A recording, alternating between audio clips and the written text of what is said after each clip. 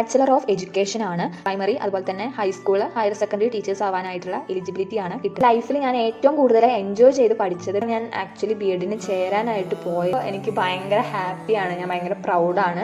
അത് പ്രസന്റ് ചെയ്തു. First time ഒക്കെ നല്ല ഫിയർ ഉണ്ടായിരുന്നു, പക്ഷേ ടേബിൾ ചാർട്ട് അതുപോലെ തന്നെ ഫ്ലോ ചാർട്ട് പിന്നെ അല്ലെങ്കിൽ എന്തൊക്കെയാണ് എൻ്റെ നെഗറ്റീവ്സ് എന്ന് അവർ മാക്സിമം വെറൈറ്റി ഇൻക്ലൂഡ് ചെയ്യാനായിട്ട് പ്രിൻസിപ്പലിൻ്റെയോ സപ്പോർട്ട് കൂടി ഇന്നോവേറ്റീവ് പ്രോഗ്രാം അവിടെ ഡെവലപ്പ് ചെയ്യുന്നതിനെയാണ്. അതുപോലെ തന്നെ പ്രാണായാമ ടെക്നിക്സ്, സൺ സല്യൂട്ടേഷൻ, വ്യായാമാസ്, ഒരു ഹോം പോലെ തന്നെ നമുക്ക് ഫീൽ ചെയ്യും. കാരണം ആ ഒരു ഒത്തിരി നല്ല മെമ്മറീസ്, കുറച്ചൊരു സ്ട്രെസ് നമുക്ക് ഫീൽ ചെയ്യും. പക്ഷെ എനിക്ക് അവിടെ നിന്ന് പോരണ്ടെന്നായിപ്പോയി. പക്ഷെ നമുക്ക് ഓരോ മൊമെന്റ്സും ഞാൻ നല്ലപോലെ എൻജോയ് ചെയ്തിട്ടാണ് തിയറി ക്ലാസ് കേൾക്കുക എന്നതിനപ്പുറം നമുക്ക് ഒത്തിരി സെമിനാർസ് എടുക്കാനായിരിക്കും കേട്ടോ. ഫസ്റ്റ് ടൈമാണ് ഒരു ബ്ലൈൻഡ് സ്കൂളൊക്കെ കാണാനായിട്ട് പോകുന്നത്.